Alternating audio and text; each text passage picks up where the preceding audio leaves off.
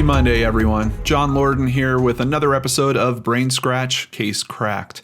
Hope you all had a wonderful weekend, and thank you so much for joining me here on the channel today. Christy has been hard at work, and she has dug up one that is a little bit of a feel-good story, which is a little different for Case Cracked, but we can use these every now and then. So I want to give Christy a very big thank you for working on this one. It is called Missing Shelagh Mcdonald. Folk music was very popular in the 1960s and 70s, and singer and composer Shelagh Mcdonald was its newest up-and-coming star. Born and raised in Scotland, Shelagh was a shy, gentle soul with an unforgettable voice. When asked about how her passion for music began, she said, "When I was about 15, my parents bought me a guitar. I probably saw Peter, Paul, and Mary on TV. Then I heard Joan Baez and wanted to be like that. I started going out and doing floor spots. There were masses of folk clubs in the west of Scotland. I got the impression that you could make a living just in Scotland. There were very few female folk singers around then, so I'd get lots of floor spots." In 1967, she moved to London to pursue her dreams. Sales on her first album, simply titled Album and released in 1971, were slow. But her second album, Stargazer, released the following year, took a dramatic leap forward. It seemed everything that came with fame and fortune would soon be available to her. Then, with no explanation, she vanished. No death records existed to confirm the worst, and an APB issued for her in America yielded nothing. Still, there were many theories that tried to explain what had happened to her. Some claim that she moved to North America where she became a teller of folk stories. Others heard of a career as a children's author.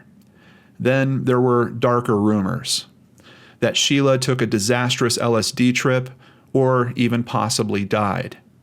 Over the years, no theory panned out, although none were entirely disproved. According to Keith Christmas, the singer-songwriter responsible for landing Shelagh her record deal, she was a lovely person and deserved a lot more from some of her so-called advisors than she got. The only theory that held water for most involved that drug overdose. Shelagh was known to only moderately use narcotics, but even moderate narcotic use can spell disaster for some. An amazing development would occur 33 years after Shelagh's disappearance. The Scottish Daily Mail had picked up a story that originally appeared in The Independent about Shelagh. The article talked about how she had disappeared, that no one knew if she was alive or dead, and also reported that folk music had a revival in the early 2000s. And on June 23rd of 2005, Shelagh's albums had been reissued on CD. This article was the first high-profile piece about Shelagh's disappearance. It was in the Scottish Daily Mail's offices that Shelagh walked in on a cold November day in 2005.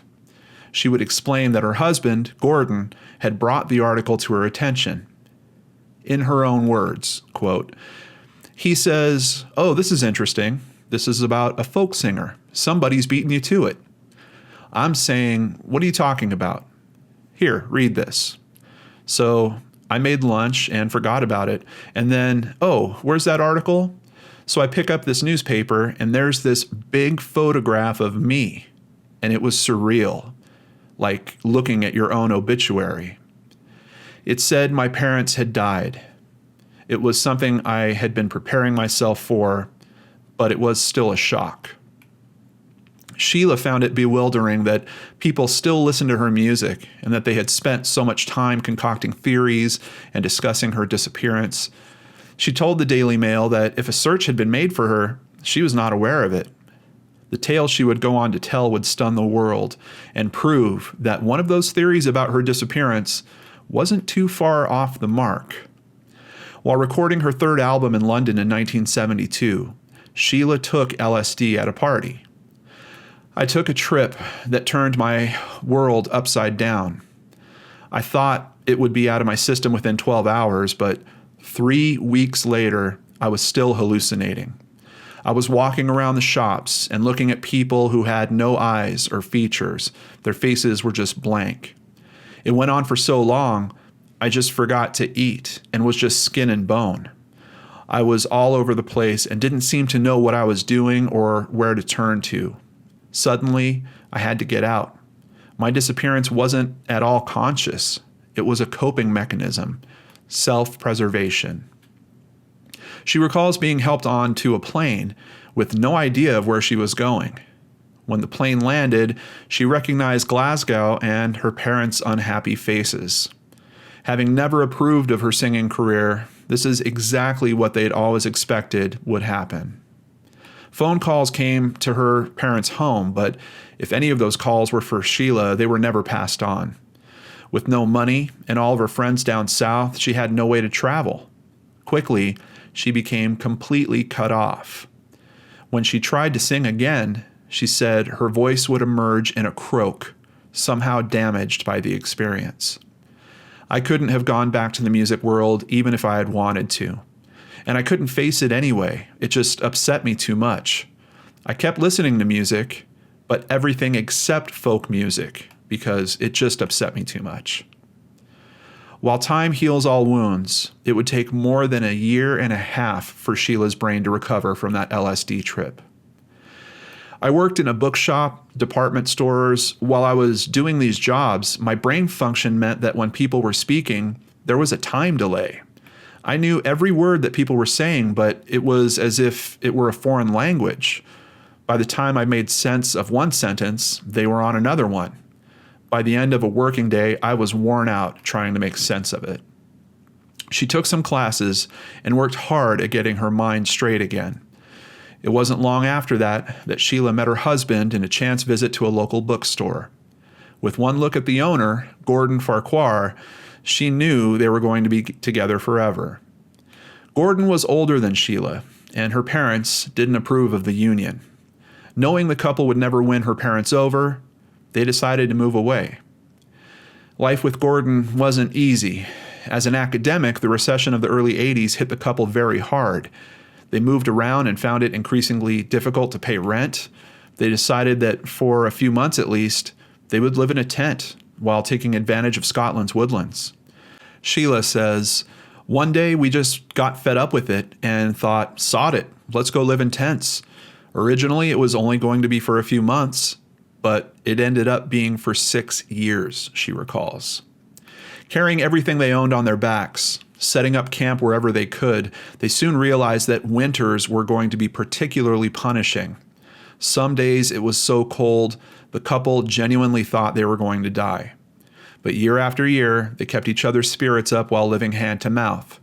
Over the years, they moved between long stints in the tent to various flats and homeless shelters while claiming what benefits they could from the government. Occasionally, Gordon would sell an academic essay, or Shelagh would sell a drawing to help make ends meet.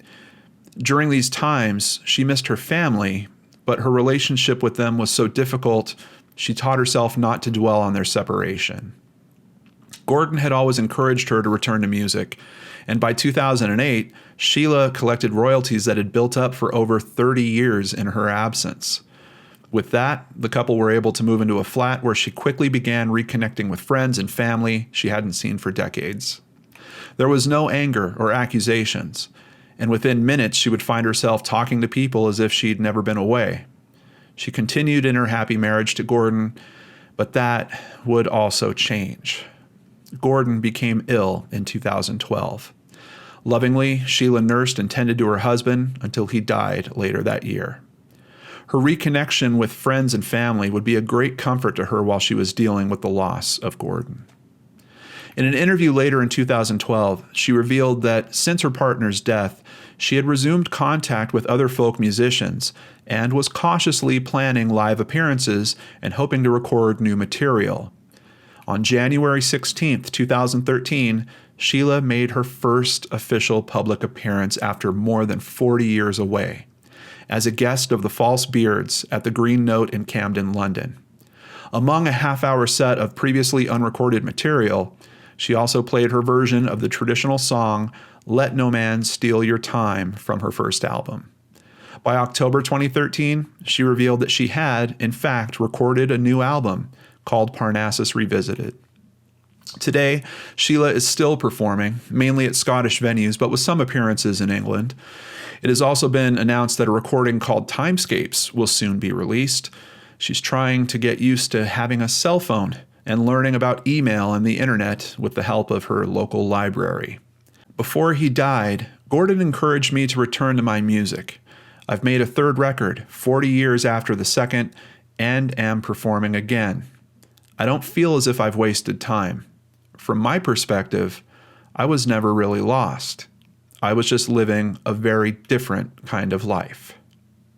Case cracked.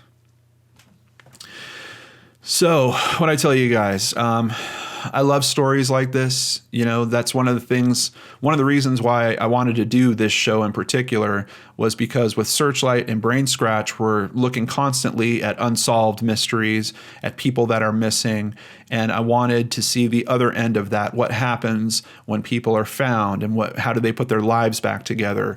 And this story really hits all those notes for me personally. I really appreciate that Christy did the work to pull this together. And outside of that, I think there's a really important lesson here. We have someone that wasn't a very big drug user, and we're talking one bad trip that went on for 18 months.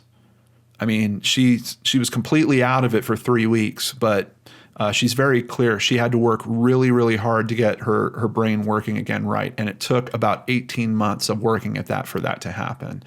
And of course, she was living with her parents through all this. She wasn't even really open with them about what she was going through. She was just trying to deal with it the best she could. And as exhausting as that was, it seems like it was worth all the work because she's been able to come back for her fans and for everyone that has missed her all this time and do what she has loved doing since she's a child. And I think it warms me up. I think it's a great story. I hope you guys feel the same way about it. Before I end today's video, I just want to give a very big thank you to Rita Maria Wanninger, who has sent in a donation through PayPal, and Michael Park, who has set up a reoccurring donation through PayPal. You can do the same over at lordenarts.com, or you can join Patreon, or you can buy merchandise or buy the audiobook. There's all kinds of stuff over at lordenarts.com. I hope that you will check it out. Thank you so much for spending some time with me here today. I really appreciate each and every one of you out there. Hope you have a wonderful Monday, and come back on Wednesday for a brand new case on Searchlight. I'll see you there on the Lord and Arts channel.